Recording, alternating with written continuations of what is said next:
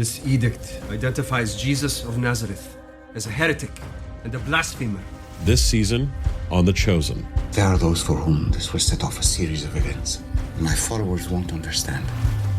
Lazarus, come out! I guess you're not holding back anymore. I can't. I'm out of time. See Season 4 of The Chosen in theaters on February 1st, starting with episodes 1, 2, and 3. Get your tickets now at thechosenriseup.com. This is Hammond. And Jessica. And you're listening to the Friendly Atheist Podcast. Please go to patreon.com/Friendly Atheist Podcast if you like what you're listening to. Give us all the stars on iTunes. Hello. Hi, Hammond. How are you? I'm good. It's very hot here in Illinois. It is. We really, Chicagoland is not known for its balmy weather, but we really went from 45 to 90.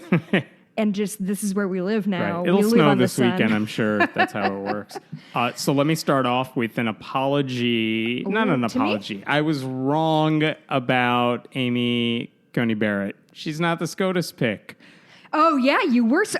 I was so sure she would be. So I got a push alert about the actual pick, and I text him and immediately haha, you're wrong, because that's the kind of thing I enjoy. And he had already posted a backup article of the actual pick. I think a couple hours in advance, people were saying, no, it's this guy. Everyone, they were like, she's home in Indiana, kind of pissed. And that's not a great sign, I assume. They said the same thing about someone else, we're stalking his house. He's out here. And it's well, then it's not them. So it's all right, it's this guy. Are we going to talk about him? Yeah, let's talk about Brett Kavanaugh, because there's the big conversation that I've heard in all the news articles is he's going to be, of course, the fifth vote to overturn Roe v. Wade. Mm-hmm. There are a couple of things to be concerned about specifically regarding church-state separation with this guy. And it's not the main thing anyone's talking about with regards to him, because it's not the biggest decisions he's made. Sure. The biggest thing is probably presidents, don't bother them with, investigations. He has better things to do, written well before Trump was in office. Right. But, okay, that's important. That's what people should talk about. So here's what you should know with regards to Brett Kavanaugh when it comes to church-state separation. There's a few, three different things that really come to mind. Here's the first one. In 2008, there was an atheist, Michael Newdow. We all know him because he's the guy who tried to get under God out of the Pledge of Allegiance.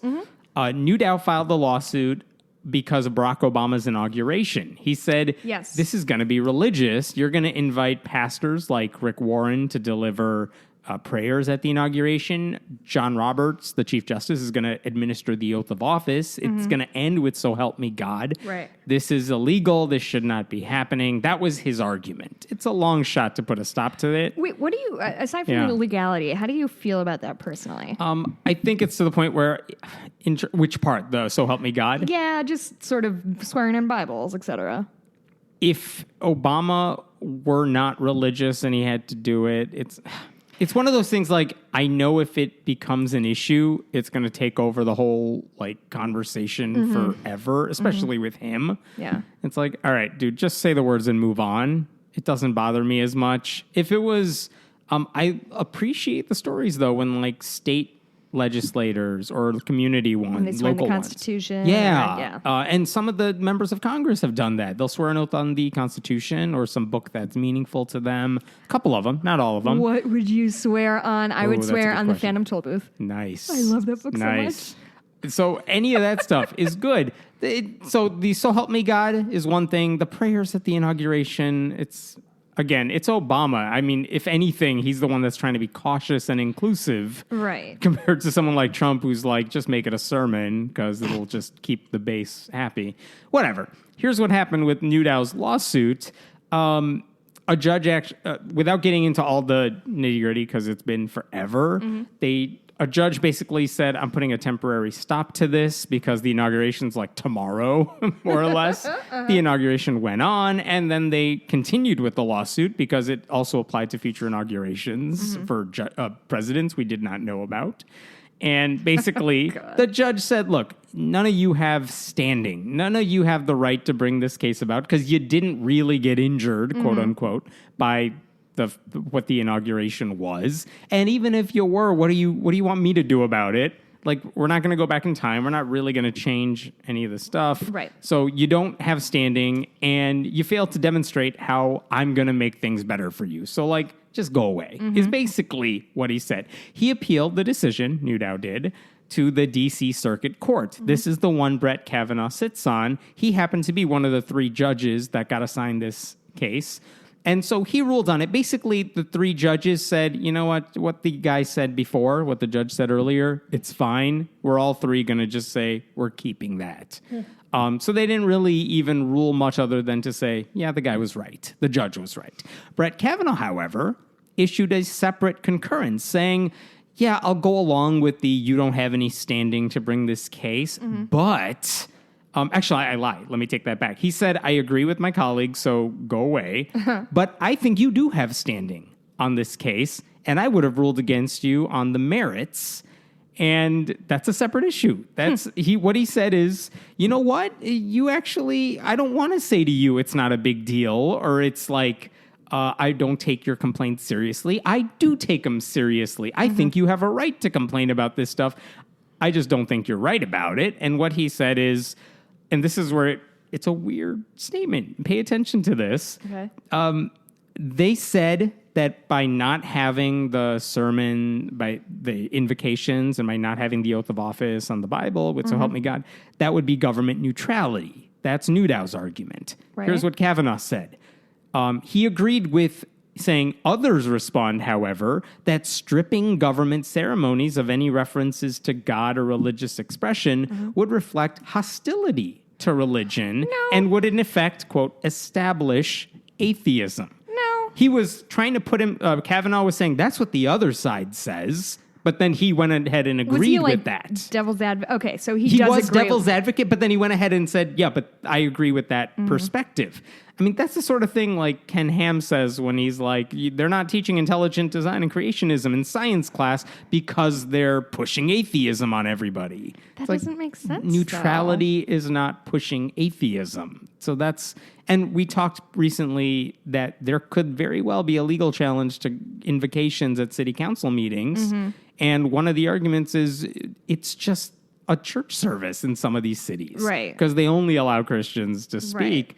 What's he going to say then? Well, they have a right to do it. You can't tell them not to, blah, blah, blah. Like, Yeah. so that's disturbing. A second thing, and this is quicker, that is disturbing about Kavanaugh. Years ago, when the Supreme Court ruled that can students deliver prayers over the loudspeakers before football games? They said, no, you can't do that. That's illegal. You're using the school's property. This is before a school event. Right. Even if it's student-led, I mean, everyone's going to assume this is the school saying it's okay. So, no, that's school-sponsored prayer. Right. Kavanaugh was actually one of the people that submitted an amicus brief, like a friend of the court brief saying, let me tell you why prayers are okay. So he was part of that side, too, saying school prayers that are basically endorsed by the school in every way, that's a thing. So that's the second one. And then one that just came out this week after he got nominated. We learned that he gave a speech last year, 2017. He gave it to a group called the American Enterprise Institute. And basically the whole speech was about the greatness of the late Chief Justice William Rehnquist, who was really, really conservative. And in it, he was talking about all the things Rehnquist did that were awesome. The one that's getting all the attention is he praised Rehnquist for dissenting in Roe v. Wade because Rehnquist was so on the court back brave. then. But the other thing he said is that Rehnquist maintained that the wall of separation between church and state was a misleading metaphor based on bad history. Based on bad history is what Kavanaugh said. That, you know, Thomas Jefferson didn't really call for a wall of separation between church and state, even though he totally did. And so they're accusing us of being revisionist historians. Yeah. If you're talking about originalism and what did the founding fathers say, like, no, Brett Kavanaugh wants to undo that. So anyway, all of these reasons, he's bad for church-state separation. He will be bad on these cases, and not just hypothetically. He has been bad on these He's got a paper cases. trail. Even if you think the Newdow case was frivolous or really out there, the prayer case was not. That's a pretty straightforward, like, can schools just let kids pray at school events? Right. And as part of, like, a formal thing, more or less. He's fine with that. He doesn't think church-state separation is okay. And he said he's using the talking points we always hear from conservative Christians. So disturbing for those reasons on top of all the other really big reasons to be disturbed by him. This is getting grimmer by the minute, huh? Uh-huh. And I would add one thing that cracked me up when covering the story, which is that within an hour of Trump announcing that he was officially the pick, this is what happens every time something kind of monumental happens, at least in the church-state separation world, which is when there's a Supreme Court case handed down, you get instant reactions from like every group that works on these cases. Okay. And the thinking here is we want to make sure that when reporters are covering these stories, they include us. And we want the publicity that comes with that. We want to be your go-to experts, which is, so as soon as he announces Brett Kavanaugh, everyone's going to be writing stories about how Brett Kavanaugh is the new pick for Supreme Court. So, of course, I got a lot of press releases from several church-state separation groups, Americans United, Freedom from Religion Foundation, etc. And, of course, they all had pre-written a lot of this stuff, assuming he would be one of the top picks. And they said, like, here's why he's bad on our issues. We want our followers to oppose him. We want our members to say no to him. Here's why he's bad. And, of course, I also got press releases from Christian groups saying why he's great. Okay, none of that's surprising. Right. It happens all the time. One surprising thing is that the American Family Association, another religious right group, very conservative, their president, Tim Wildman, I don't know how to pronounce his last name, Wildman.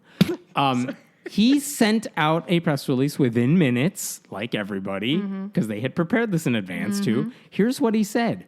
Judge Kavanaugh is simply the wrong nominee, even a bad nominee. Based on his written opinions, Judge Kavanaugh has demonstrated a deficiency in a constitutional judicial philosophy of a limited judiciary. They're calling him an activist judge. They're slam on liberal judges. Some of his decisions may have been favorable, but several of his opinions about those decisions contain problematic language. Hey, problematic is our word. Yeah, like basically he's just mad that Kavanaugh isn't conservative enough, even though he was on an appeals court that kind of has to listen to what the Supreme Court says. So even in cases where the Democrats will, say, well, you rule this way, we know what he's going to answer in the confirmation hearing. He'll just say, well, I was bound by precedent. I had to say that. Right. That's what the law requires. That's what every justice says. And the American Family Association's like, well, he said that in a briefing, and like we expected him to go further, is basically their argument. He's too moderate. The funniest thing is every other religious right group is like, he's great. Everyone go support him. We know there's going to be a fight. Go call the senators, right? And AFA was the one big group that's no. And so naturally, the next afternoon, they send out another email. And now they had a new and improved statement. Wait, really? Did they backtrack? They totally did. Oh, my God. Here's the backtracked press release. By the way, they wiped their website clean of that original one. But they didn't. They can't undo the email they sent. We got that. Here's what they were saying now. AFA has opposed the nomination of Brett Kavanaugh to the Supreme Court for some valid reasons. We are deeply concerned about how he might ultimately rule on issues related to abortion and religious liberty. But for these reasons, we consider this nomination to represent a 4-star appointment when it could have been a 5-star. However, after hearing the concerns of some of our supporters and after hearing the passionate defense of Kavanaugh by many we consider to be friends in the pro-life movement, we're willing to let this play out. So they went on to say, we have no plans to fight Trump on this nomination. oh my God. What happened here? Either their donors are like, what the hell are you doing? That's exactly what happened. Or higher up the food chain was like, actually, guys. Right. Or they realize, hey, we all sent out our press release at the same... Oh, we're wrong on this? No. To see the look on their faces when they were seeing the emails from all their other organizations. Because I'm sure they all thought we're on the same page. We want Is Amy... that not what we were doing? I thought we were all going to do this thing. Because I'm sure they all said to each other in private and in public, like, we want Amy Coney Barrett. She's one of us. Yeah. Like, she's super conservative. And it's true. Like, Kavanaugh was not the most known for being anti-abortion because he never had really a chance to rule on it. We just kind of work off of what he said, and it's pretty clear he would be. but the other ones were very vocally against abortion. You could point stuff. So, like, they thought they were clearly doing the right thing here, that everyone would be like Trump, nominate someone more conservative. Right. And nope, everyone else had decided, no, we're totally supporting anyone Trump nominates. Oh, God, it's like going to a it's so Halloween funny. party and you think everybody's going to dress up, so you come in full costume and everybody's just wearing like an orange shirt and you're like, I thought, are we Right. not? I did makeup. You said dress up. Right. Oh, I'm so embarrassed for them. So here's what the thing I want. I misread the room so bad. Totally. There will be a time, maybe, okay, Kavanaugh's going to get confirmed. When the moment comes, if ever, when he happens to be like the fifth vote on a liberal issue, or you're John Roberts saying Obamacare's legal or whatever, I want someone to remind me that the AFA said that was going to happen before What are you talking about? backtracking and We saying... loved Kavanaugh the whole time forever. Right. I just need someone to remind me of that if and when that moment ever arrives. If we have any listeners in Maine, can you call Susan Dude. Collins and tell her to like get her backbone straight, because we kind of need her on this one. Yeah, she won't. I mean, here's my latest prediction that I would love to be wrong about, but she won't. She'll just say yes. You were wrong last week, and I'll remind you that forever. I know. There was... I forgot which organization put it out, but they're like, here's where all your senators stand on the nominations. And most of them are like, even among Democrats, it's like, these are the ones who are leaning toward voting against him, but these are the ones that said they're not. Same thing with Republicans. And there was a list of ones who are toss-ups, but like, no one's really a toss-up. But they had a lot of the Democrats from red states. And Susan Collins, not even in that column. Are you She was on the, kidding she's me? already said she likes him, so... Wait, are there any Republican Congress? No, not a single one. They had Jeff Flake on the list of toss-ups. And Jeff Flake's like, I'm not Jeff going to Flake? oppose. He already said, I'm not going to oppose Trump's nomination. So, like, no one's going to do it. I just... You're putting your hope in a Republican. That's a mistake. Yeah, listen. Yes, you're right. And I've been burned before. You would think Right. I would learn Maybe by one now. day they'll do the right thing. Hasn't happened yet. Really? John McCain John once? McCain did a with thing two of once, them. remember?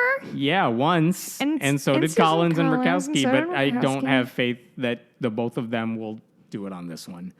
Supreme Court you justice believe- different than killing people through not giving them health care. Is it though? Is it though? When we're talking about the overturn of Roe v. Wade, Hammond, is it? Are you Yes. sure? In their mind, they don't care enough about it. Can you? Okay, I'm trying to decide if I should be shocked or like not shocked at all that he nominated another white dude. Yeah, in retrospect, we shouldn't be surprised by that at all. No, not at all. But like, I was surprised because he had the opportunity with Barrett last week where I'm like, he could try to tell people, look, I picked a woman. Don't call Yeah. me sexist. don't call me Like, sexist, he and could- like, I don't want the optics of 5 dudes who are going to Right. go after Wade. Like that. Right, I thought it was such an easy way to do it. There was also an Indian guy on their list What? too, on the short list. Who's, Was it you? Yeah, no. But it's one of those like Ajit Pai type of like a Raj Shah, the Indian people who are like, they don't represent what most Indian, like it's it's the Clarence Thomas type of 99% of black people oppose what you're doing. 1% supports you and you went with the It was 1%. like Bobby Jindal and That sort of thing. What's her face? And he didn't pick that guy. He wasn't even on the short list. He was just on the long list. So it's like you had a chance to go there if you wanted to, and you could have pretended like you were not sexist or not racist. Mikey totally made just ignored a all lot that. of fun of me because I was like, I cannot believe he put a dude into this.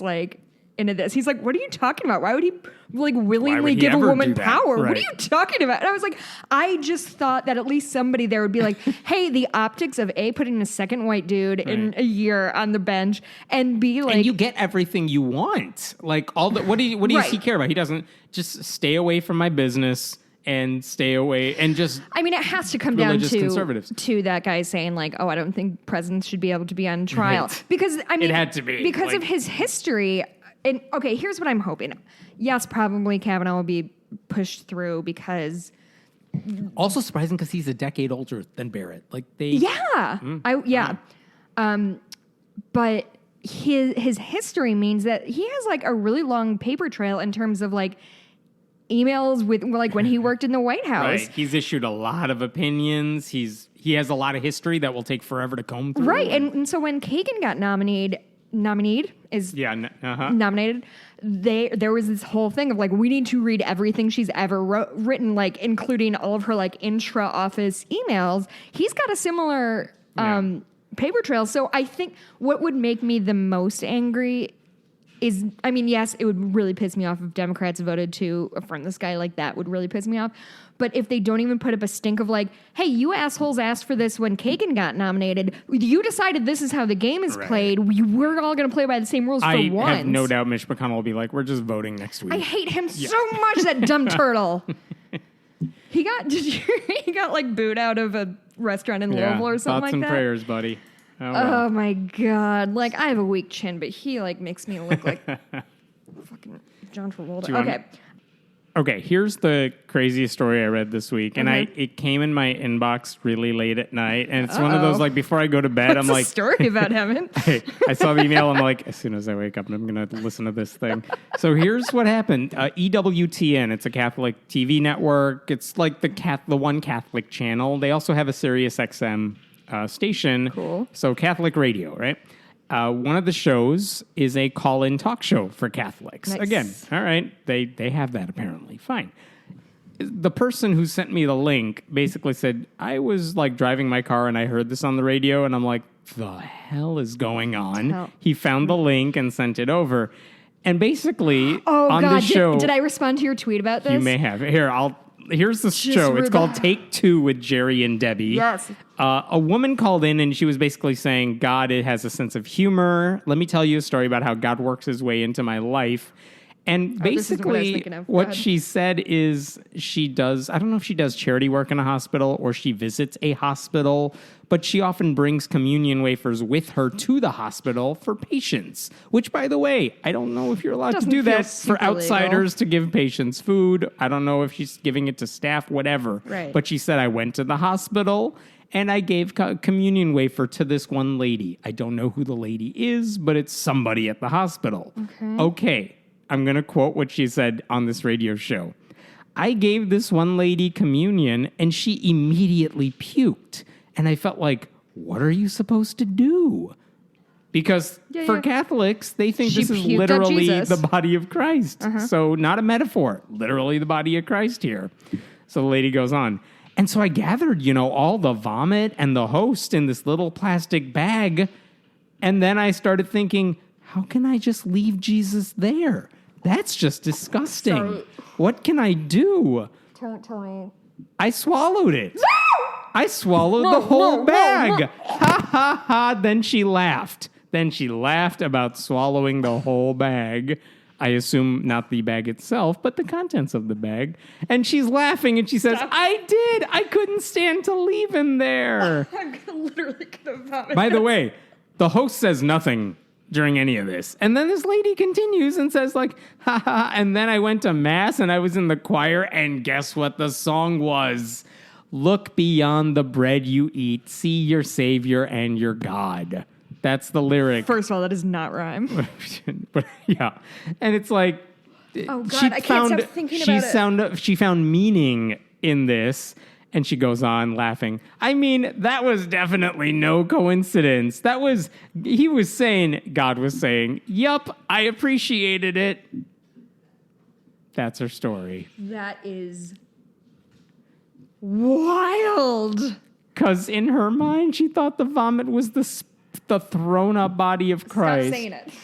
I can't stop. It's like the Catholic version of the Aristocrats. Like, dude, you're going on with the story and you're done with the crazy part. You think the punchline is God's coincidentally trying to send you a message. It's like, let's go back to the thing. By the way, the host never says, the hell is wrong with you? Yeah, what does he say? The guy did not speak up here. The lady was the one answering the question, but she never said anything other than like, that I wouldn't do the same thing, but all right. Classic Jesus has a sense of humor, I guess. Oh, no. What the hell? I hate it. And again, this is a call-in talk show. They're the only two people talking. It's not like other people can chime in here and say, what's wrong with you, lady who is doing all this? Gross. Yeah. So again, it's not just the whatever she did. It's sometimes you can be a little too devout. And we talk about, there's a problem with when you believe. And is it really harmful when you believe this stuff? That sounds harmful. Yeah, that sounds literally harmful. You're probably eating human waste. And the woman's That's in the wrong. hospital. Like, who knows what was wrong with her? I know. So yeah, that was a real thing that I've heard people tell me, like, she must have been a troll. But I'm like, I listened to that call before and after that part of the message, like, sounded legit as far as that. Like, it's a weird thing to troll about because no one was supposed to even listen to that. Like, no one's listening to the show. Right. So, except for this guy who was scrolling through on his drive home one day. Oh, thank you, and I hate you, whoever sent that in. I will say thank you to everyone who responded with memes of just the Clockwork Orange eyes wide or people making faces. No, I don't like it. Were you planning on talking about the other Christian radio host about how Ben Kavanaugh isn't a real man?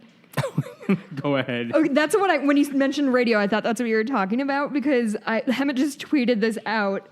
And I just, I was at work and I read this headline and my face just explode. Like I had so many emotions about this. Yeah. This is Jesse Lee Peterson, who is a black conservative radio host who just always says the craziest shit. The headline that I haven't tweeted was Christian radio host, Brett Kavanaugh has two daughters, so he's not a real man. And holy shit, what is that? Yeah. The exact thing I've got it please. in front of me. So they're discussing what Brett Kavanaugh's remarks were when he accepted the nomination. And he was what's his name? Jesse Lee Peterson was too concerned that he was focused on women in his life. Because his acceptance speech was like, I want to thank my wife and my daughters and the all teachers, my mentor, mom, yes. Because, if you have a mom, you can't do horrible things to women legislatively. It's science. Quote, during his speech, it was all about his mama.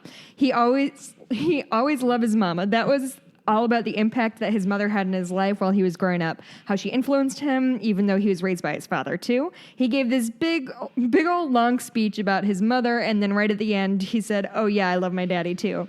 So that concerns me. He's a mama's boy. The other thing is, he has no boys. He has only girls, referring to his children. Yeah. Real men make boys first, and I noticed that most men are not real men anymore, and they are making girls. What? Didn't realize we had that option. What? Which makes it what did he want Brett Kavanaugh to do? Have an abortion when he realized it was going to be a girl? I don't know what he wanted. That makes Brett Kavanaugh and the American Family Association for 2 minutes like the only right-wing people who oppose Kavanaugh. Also, although the funniest thing about this is I believe that it's the sperm that determines the gender. So, at least he's sort of in the neighborhood as opposed to, Henry VIII who kept killing his wives. He's getting closer, I guess, right? Oh, man. Anyway, that guy's always good for, who thinks this way? That was a wild ride from beginning to end. This happened in Kentucky this week, and it's weird. This story goes back a couple of years, but basically a guy who lived in Ohio for many years, he had a license plate. He's an atheist. He had a license plate that said, I am, literally, space, G-O-D. I'm God. It was funny. He thought it was hilarious. Whatever, fine. He moves to Kentucky. He expects to get that plate, too. He just wants to see, if it's available, he should be able to get it. And Kentucky told him, you can't have that. They said at first they said it was obscene or vulgar, which, no, it's not. Then they said it wasn't in good taste. But again, he's not saying, God sucks. He's just arguing. I could see the argument that it's not in great taste. So fine. So anyway, he filed a lawsuit a while back saying the DMV's actions violated his free speech. He also said Kentucky sells you a license plate template that says "In God We Trust." They have no problem with people talking about God. Right. So why are you singling me out for any of this? And that lawsuit, we haven't heard back from the courts yet. They're still deciding this case. So fine. Well, maybe they'll say, you know what? They had a right to do it. Sure. Okay, fine. In the meantime, something weird happened this week, which makes you wonder, is Kentucky responding to this lawsuit in advance? Because if you're Kentucky, think about this. let's say they want to make the argument that they have the legal right to tell this atheist he can't have his license plate. Well, then they better make sure on the basis that you can't talk about religion on your plate. That way they're saying, look, we're not singling out atheists. It's applied to everybody. You just can't have a religious license plate. But then that means they got to say that to the people who have pro-religion license plates in Kentucky. Which are myriad in this area. Yeah. So they sent a letter to a woman named Susie Burton, who for years has had a plate that reads PRAY4. Pray for. She actually wanted Pray for whom? Pray 1 or whatever, and it was taken. And then she went down to 2, 3, taken, and then she's like, Pray 4 is okay. She's like, oh, that makes sense because you pray for something. That was her argument. So fine, she has a license plate that says Pray for. Okay. And she had it for years, but this week, or last week rather. You know, I actually saw that. I saw a picture of the plate, and I was reading the license plate frame because I was thinking, like, is it like Pray for, like, Kentucky. Mazda of Kentucky or whatever? Pray for Lexus of Lexington. Yeah. That's what I was like trying to figure out, like parse the meaning of it. Right. Anyway, go ahead. So the state wrote her a letter saying she had 20 days to return that license plate to the county clerk's office or they would cancel her car's registration. Ooh. Like, they're not fucking around here. Really? That's the one they picked out was Pray for? Yeah. She actually said to the media, like, I want to say, how dare you? You have people driving without licenses and without insurance and you're coming after me? But I guess the idea is they don't want any religious license plates around so they could tell the atheists, like, we're not picking on you. See? That's my thought. We've always believed this. And by the way, the media, the reporters also said, you know, there's a case right now with this guy with an I'm God license plate. What do you think about that? You know what she said? She said, well, it offends me personally, but that doesn't mean he can't have it. Yes, girl, get it. Thank you. Yeah, good. Okay, so fine. So she complains about this, and of course, this becomes a bigger story. This, you know, Kentucky with Governor Matt Bevin, who's super religious, they're going after this poor religious woman. By the next She didn't day, ask for any of this. by the next day, she was getting an apology from the DMV saying, you can keep it. It's fine. We sent it to you in error. They said you never should have gotten the letter to begin with because it didn't go through the proper channels. Whatever. Oh my God. Sounds like they didn't like the publicity that was wild. anti-Christian or made them seem anti-Christian, so they fixed it immediately. But now this raises an interesting question. The Kentucky law says you can't disparage or promote a specific religion. God isn't a specific religion. God is not a specific religion. Neither is pray Praying. for, right? And that was her argument. She's like, it's a general thing. A lot of religions say it's okay to pray for people. Yeah. She's right. And saying I'm God. This woman is the unexpected hero of this story. And saying I'm God, even if you're mocking it, it's not mocking a specific religion. Right. It's general. So it's going to be interesting to see what the courts say, because if you allow that woman to keep her license plate, on what grounds could you say no to that guy? That's the question I'm trying to figure out. We don't have the answer. Also, holy shit, Kentucky, like, you have bigger fish to fry, my dudes. Like, go look up the taxes of the Ark Encounter. Like, maybe focus some resources there. Yeah, so interesting. I don't know what they're going to do with that. Wow. I actually have a few pieces of good news, but I'm going to do them at the end. All right. Actually, I have all but one. This is my only, like, not great news, but it's kind of satisfying anyway. So, Paula White. Yeah. She is Trump's spiritual advisor, which, would this be what Billy Graham was? Yeah, in a Okay. sense. In theory, nonpartisan. I'm just here to offer advice to you. Sure. There you go. In theory. So there has been much made of the fact that we are separating refugee children from their parents, especially those who remember the part of the Bible when, like, the same kind of jam happened to Jesus. And they seem to like him a lot. When they took him away from his parents. I'm sorry that he was applying for refugee status in 0 BC. Yeah. Anyway, so 0 BC. Is that when he was born? Sure. 0. Close enough. 0. He was born in 0. I think he was born in 6. I mean, what? Well, it's not supposed to make sense. It's religion.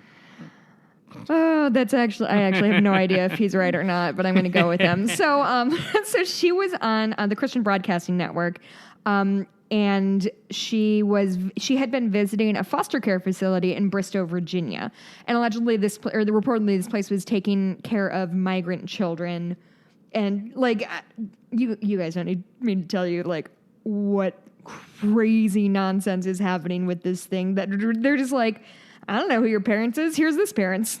They're all the same. So she was asked to reflect on the Bible verses that came to mind during her visit, and she said that and she responded that many Christians continue to misconstrue the story about Jesus' escape to Egypt because he didn't do it illegally, Hemant. You see, quote, I think so many people have taken biblical scriptures out of context on this to say stuff like, well, Jesus was a refugee. Yes, he did live in Egypt for 3.5 years, but it was not illegal. If he had broken the law, this is a very important phrase that we're going to circle back on, Hemant. Mm-hmm. If he had broken the law, then he would have been sinful and he would have not been our Messiah. Because he would have sinned. So there's just a lot to dig in there. And I actually kind of want to read some of this article because they pulled quotes from like really good like religious scholars that sort of thrilled me.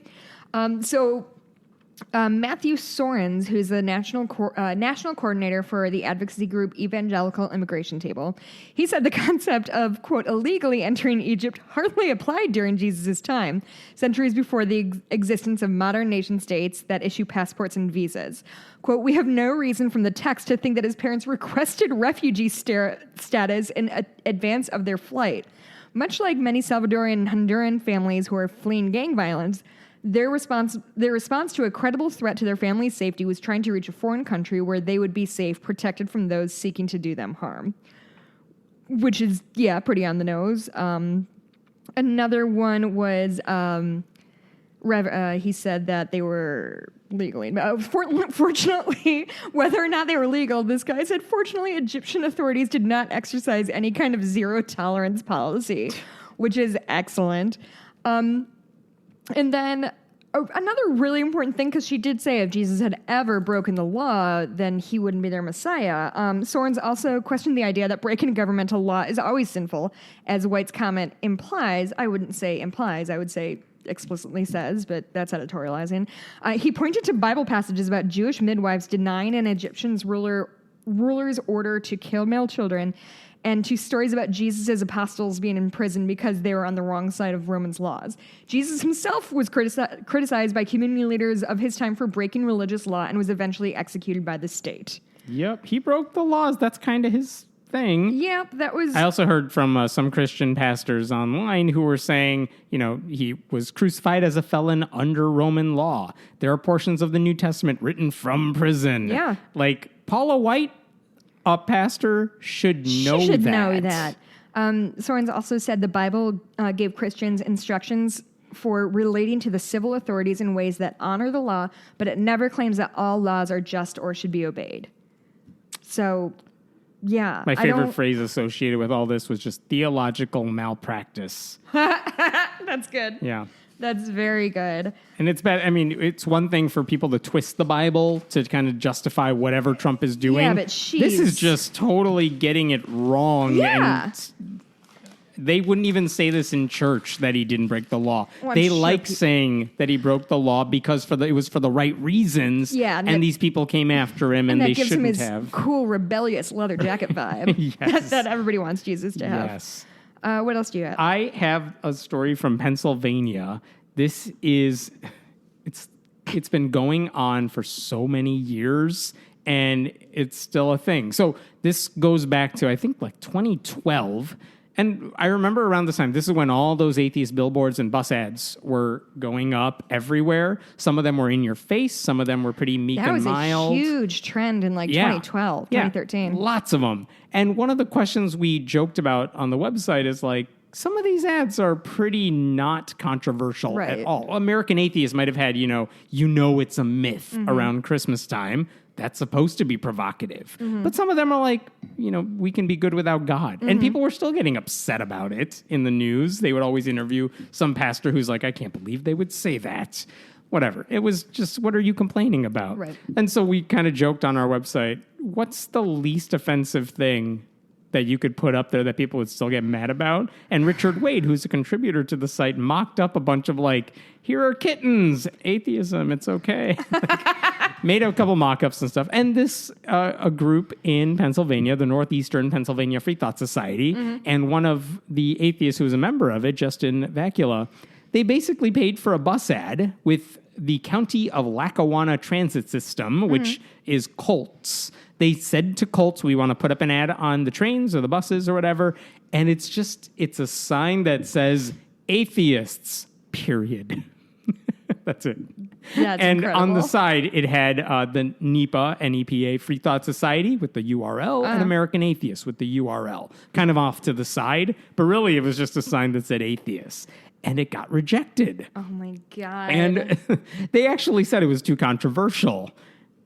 Like, they didn't even make an argument. Yeah. They just said the word atheist. That's bonkers. And the argument from Colts, the people running it, basically was that we won't allow our vehicles or property to become a public forum for the debate and discussion of public issues.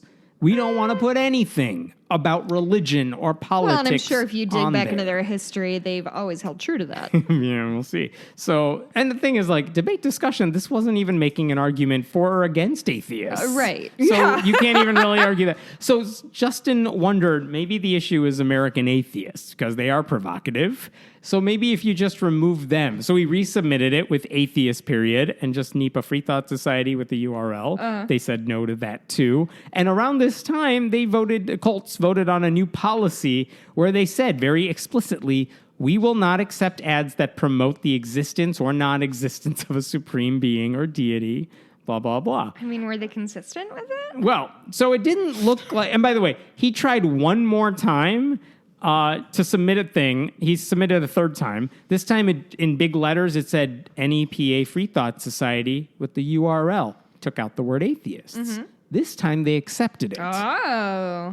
But it's an atheist group. Well, So it's a free thought group, Hammett. it's a free thought group, but it's like, do they not, either they don't know what the group is. Or they're relying on the kind of people who would write mean letters about atheist bus ads to not know what free thinking is. So they're not okay with atheists, but they're okay with a group promoting atheism. Right. If you go to the URL, which is on the billboard, it made no sense. And the thing is, in a lawsuit that they later filed, they said, in this time that we've been arguing about this, here's what has been allowed to go up on the system.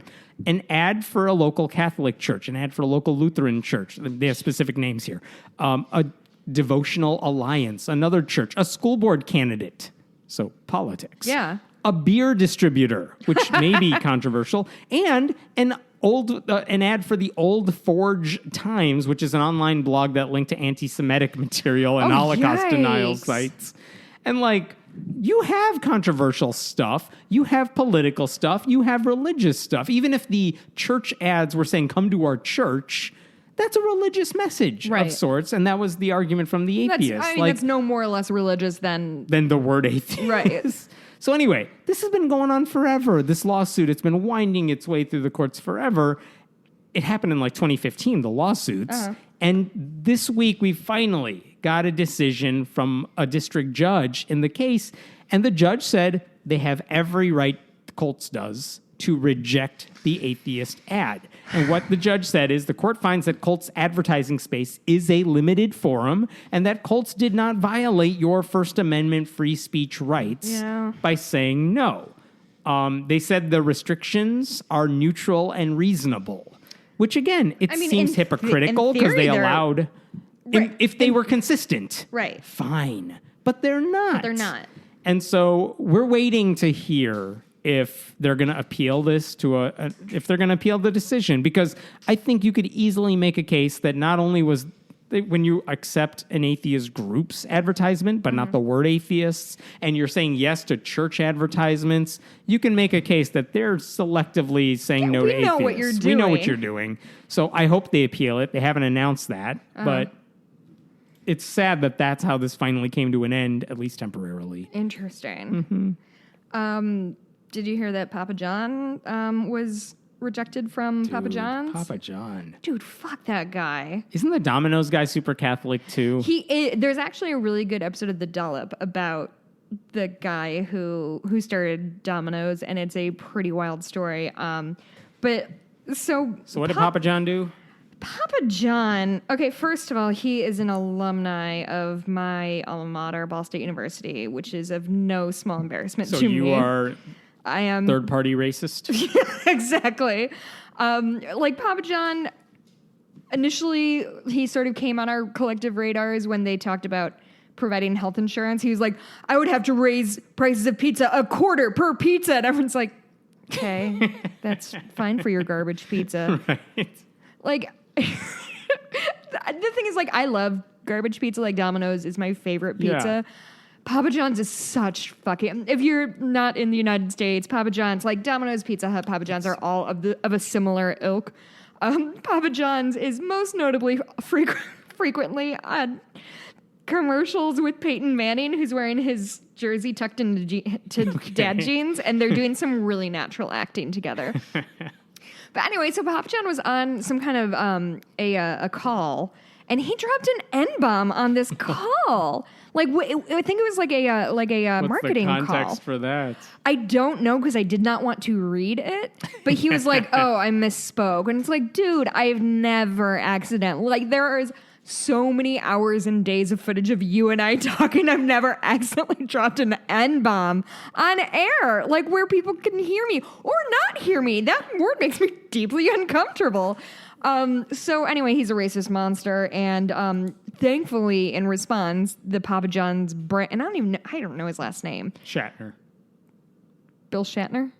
Like Shatner. Oh, gotcha. Papa John Shatner.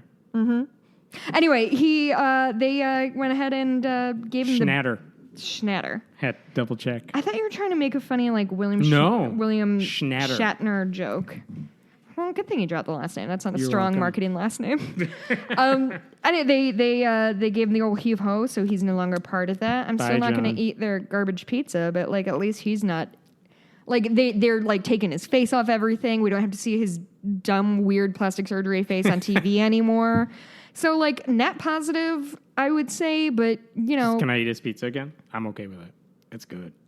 God, I like the garlic sauce. Yeah. I like the pepperoncini that comes with it. The pizza's garbage. He's gone. It's okay now. No, you can eat it again. Excellent. I grant you I permission. have so little to be excited about. Let's talk I about... think we still have, when we got pizza when we watched Star Wars, I think it's still in my fridge. Yes. It's like a month ago. Anyway, It's probably good. Uh-huh. It never goes bad. It's basically plastic. The Thai kids got rescued from a cave. Yes. Yay, that's great. The people who made God's Not Dead are the ones who want to turn it into a movie. Pureflix. Oh, no! Yeah, the people at Pureflix, the studio that made all the God's Not Dead Sorry. movies. They're called Pureflix? Pureflix.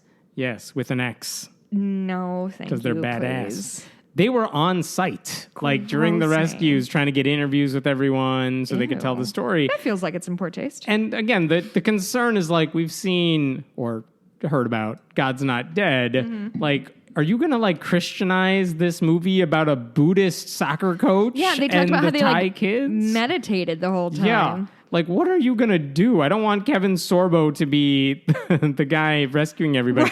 They said a couple things. They said, well, we plan to write a script focusing on the two British divers who discovered them. Talk about whitewashing the entire movie, because it's about the British divers who played the role in discovering Christ. them, but not the rescue efforts per se. Probably because they can't find any Asian and- actors who would do this dumb movie. And Scarlett Johansson's available now. Oh. I also... oh, no.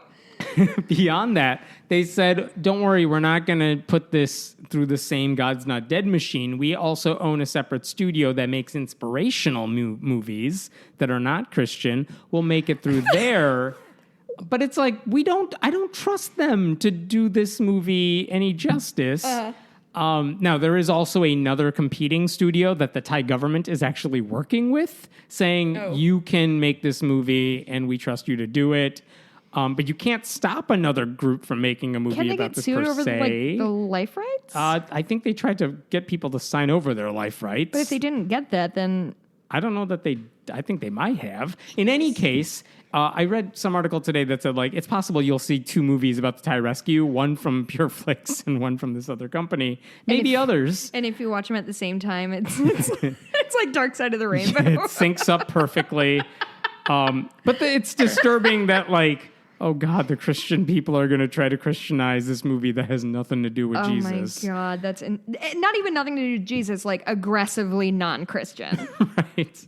Did you hear about the Roe v. Wade movie and all the drama that's been going on there? With Milo and Tammy. Oh my God, and Stacey Dash. Oh, good. Okay. So if you're not in the know, there is a group. All the people who make a good argument for why abortion should be legalized Right. are making cameos in the movie. Yeah, Tommy Lauren is who you're thinking of. Tammy. They all what do you make call her? cameos in this movie. I don't even know who's making it or when it's supposed to come out. Well, so in theory, it's in production.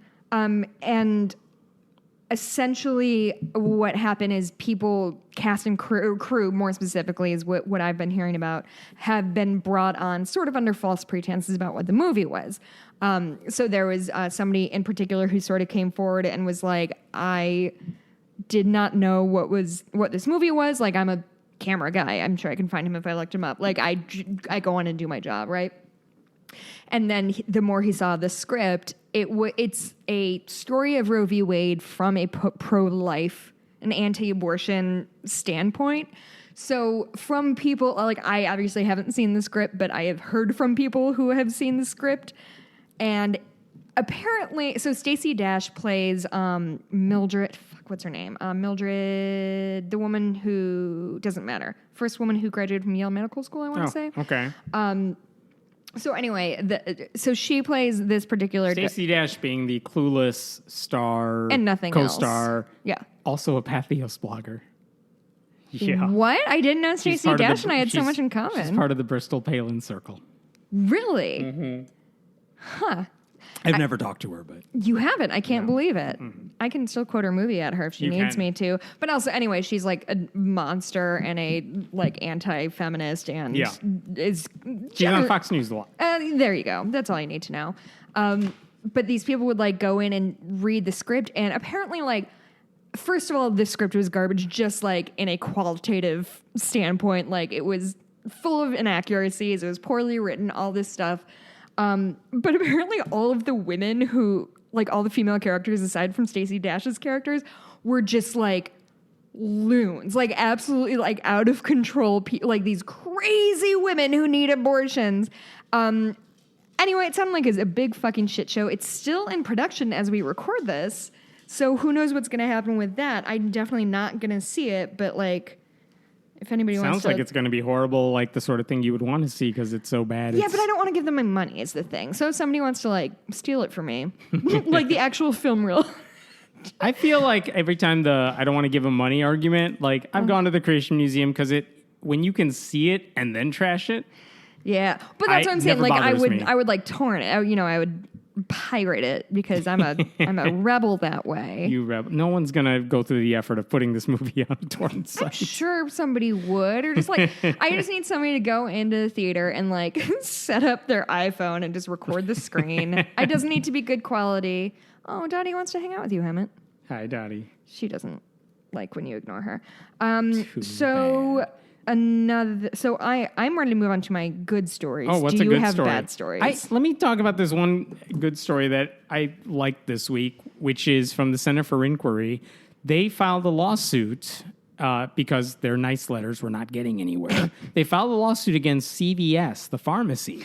Yes. And basically what they said is you're defrauding customers by selling homeopathic remedies. And again, maybe the argument is, well, a lot of pharmacies sell homeopathic medicine, quote unquote medicine, but they're saying no, CVS deliberately misrepresents it. And what they were getting at, what CFI is saying is, look, homeopathic medicine isn't real. Right. We know it's diluted to the point of basically being sugar water. It doesn't help patients. Maybe, I don't know if there's any, you can sell it if you want to, as long as it's Right. labeled. And it is labeled as being homeopathic. Yeah, but not always the most prominent, nor do people necessarily know what homeopathy is. And here's the problem with CVS. If you go into their stores and you say, I need cough syrup, they just put the homeopathic stuff right next to the real stuff. And they don't say, this stuff don't work. Right. But this one's okay. They just have it there. Yeah. And if you go to their website, CFI said, same thing. You could say, I want to look up, I actually did. I looked up arthritis medication on their website. There were two products right next to each other, one of which was the CVS brand arthritis medicine, which is fine. And then next to it was the homeopathic Arnicare brand arthritis tablets, which says in small letters homeopathic, but like you would never know it. So like they're basically suing, saying you're misleading customers. CFI specifically said in their press release, like homeopathic medicine, like they're shelved right alongside scientifically proven medicines under the same signs for cold and flu, pain relief, sleep aids, and so on. And if you look up flu treatment on their website, it suggests homeopathic medicine to you. And they said CVS is making no distinction between these products that have been vetted and tested by science and those that are nothing but snake oil. And keep in mind, the Food and Drug Administration, the Federal Trade Commission, they've taken action against homeopathic remedies, like saying you have to not sell baby products. Yeah. You have to make sure it's labeled certain ways. And so CFI is saying CVS is sending a clear and false message to consumers. And See, this feels We'll like see a what really happens. good lawsuit. yeah, they seem to have all the facts on their side saying, look, we have pictures. We know it's on your website right now. Well, and there's no use could see denying it. Like, no, if you want to, and this probably would be legal, CVS could still sell the bullshit, but they would have to put it in a special bullshit category Right. with a big sign that says you're an idiot if you're standing right in front of this I mean, aisle that right might here. hurt their sales a little if they do that. But Whatever. Like, okay. The people who are buying not it are worried. too dumb to realize that.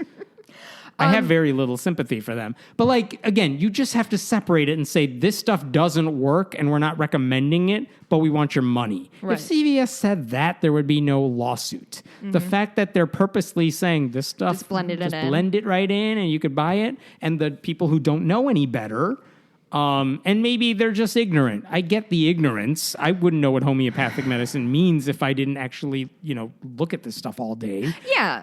Fine, I get ignorance, but then CVS is not in a position where they can claim ignorance on this stuff. Right, They know they know. better, and they don't care. So I hope this lawsuit works, and then I hope it spreads. Maybe other pharmacies, too, will start labeling these things so customers who don't know any better would know that if you actually want to get better, don't buy this, buy the other stuff Right. that works. Yeah, and my understanding is that there's a pretty big problem of homeopathic medicine targeted towards children because up to a certain age, like kids can't take that much.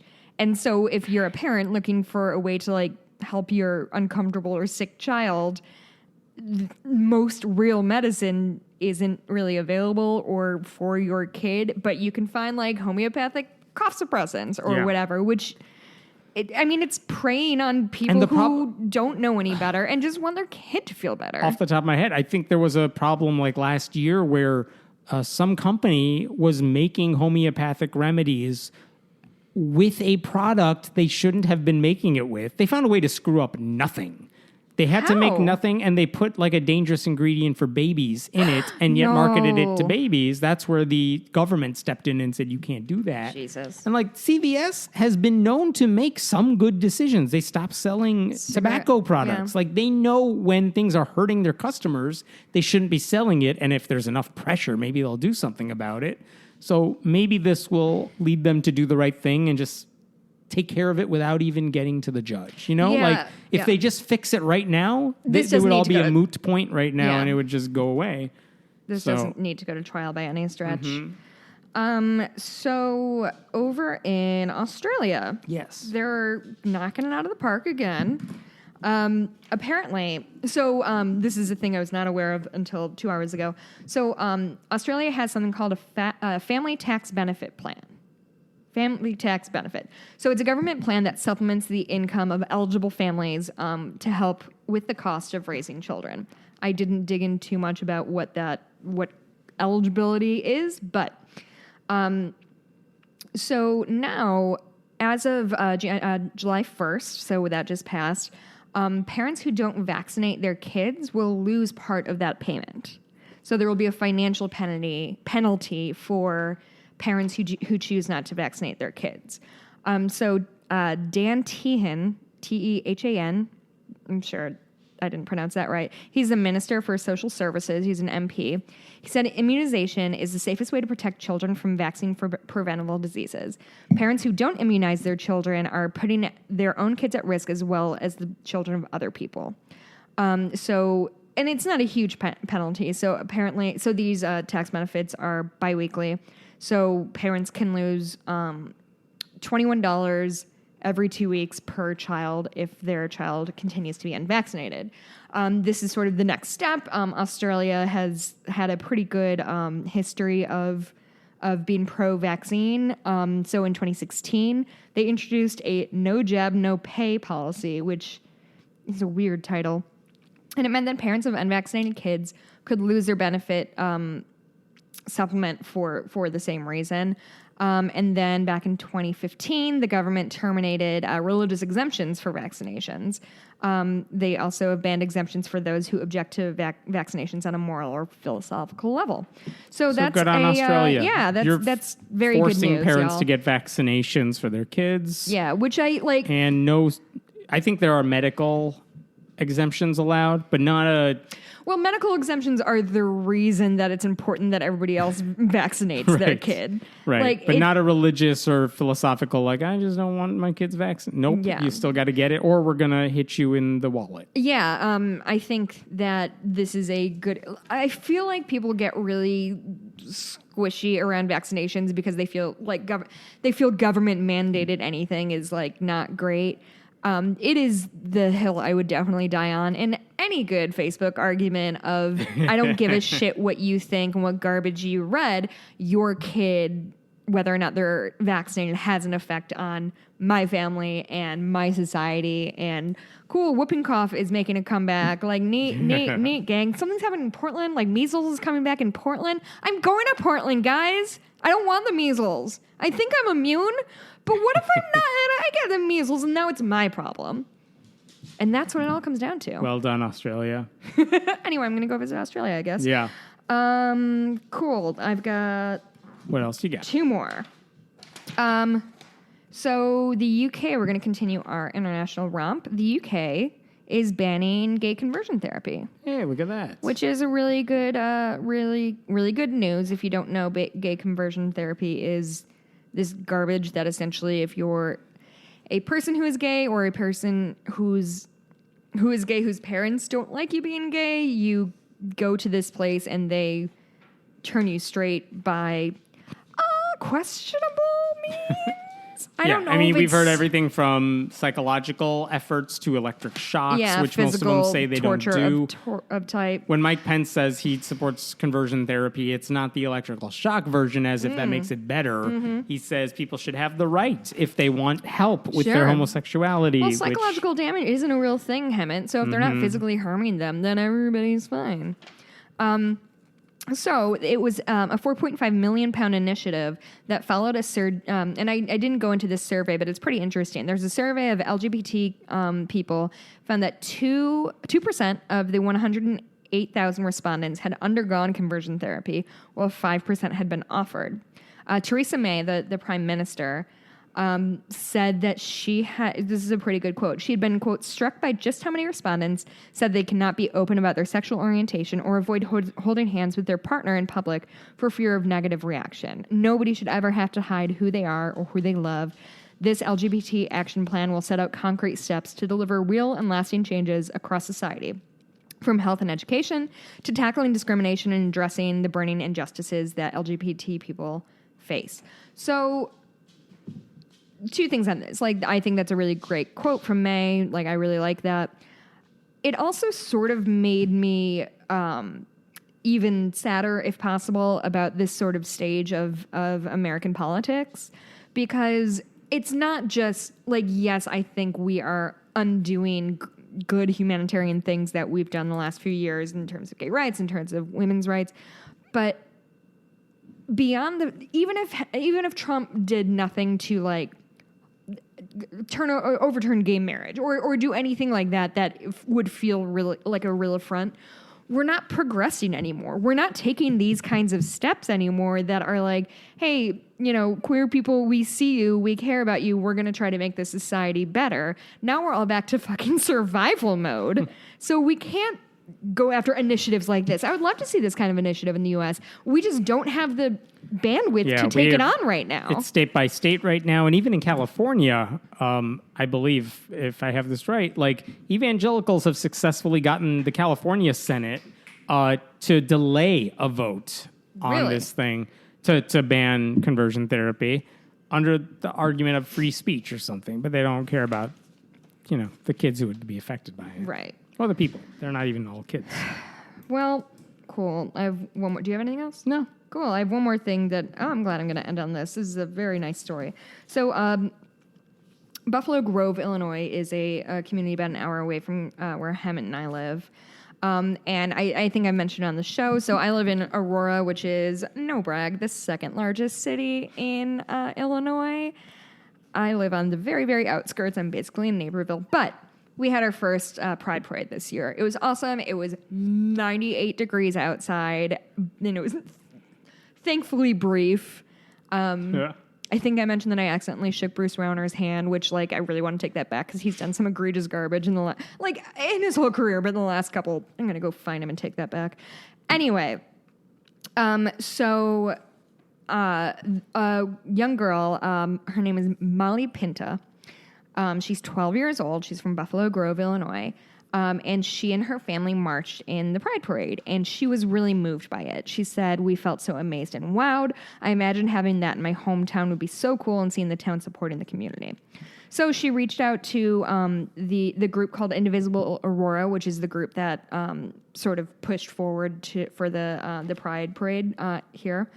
And her parents were super supportive, and she reached out and said, how can I get this in Buffalo Grove? So Chuck Adams, who's the founder and exec of Indivisible Aurora, he said, quote, "We all couldn't help but be impressed and supportive. We're certainly rooting for her. Molly has such a self-awareness for her age, and we're just thrilled to be a part of it in any role we can play." So far, she's raised nearly, this is such a good feel-good story for once in our lives. She's raised nearly $6 grand on GoFundMe. She's gotten the support of town officials in Buffalo Grove. Wow. Beverly Sussman, who's an elected official, she told NBC News that Molly wants to make a difference and have a parade with purpose. Molly wants everyone to respect and accept each other. She hopes this 2019 Pride Parade will educate and bring awareness to the community. This is amazing coming from a 12-year-old girl. After attending, in 2017, she founded a GSA, Gay Straight Alliance, in her school. And after attending Pride this year, she found the courage to come out to her family and to her group. And now she has this dope ass rainbow hair, and I love this little girl. And so she said, "People at the parade were so open and showing their true colors. I felt like I didn't want to hide anymore. I wanted to show my true self." So she found the courage to come out rather. God. And her goal is to get on Ellen. And I just love everything about this story. That's awesome. Good for her. Her family is supportive. The community is supportive. There's no villain in this story. I love it. It made my heart warm. Good. That's a good way to end it. Yeah. Do you have any other happy things this week? No. I've been watching the Great British. So I was watching Handmaid's Tale, which is very good. Did start to stress me out after a while, so I switched over to the Great British Bake Off. And fuck, that's the best show ever. Do you I have heard of it. I heard it's good, and every time I hear the name of the show, I'm just thinking, oh, so it's like the Food Network, Bake Off, whatever game shows, but it's not. It's better, I heard. Basically the television form of Xanax. There's just something, it's a competition, but they make a point to, they show people rushing or whatever, but it's not a high drama thing. So it's just these very pleasant British people. And the concept is wild for an American audience because it lasts over 10 weeks or something like that, and they start with 12 or 13 bakers, and then they just come out to the countryside every weekend and bake in this tent and go through a few rounds of things, and one person gets eliminated, and then they go back to their life for another week and practice baking things and go back to work. It is wild, and everybody is just helpful for helping each other. And there's a guy named Paul Hollywood, which is the most patently absurd name that's ever happened. They just talk about if you have a soggy bottom or a bad bake, it's just wonderful layers. They say layers a lot. Layers. But just layers. I can see all the layers.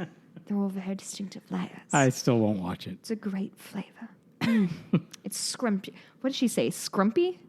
Scrimpy. When she says something's good? Scrimpy. Mary Berry. Their names are Paul Hollywood and Mary Berry. Those are the two judges. And there's two... You're giving me no reason to watch this. There's two hosts, and they're a delight. They say all sorts of puns. And they're just like pleasant British people and just good bakers. It's a good bake.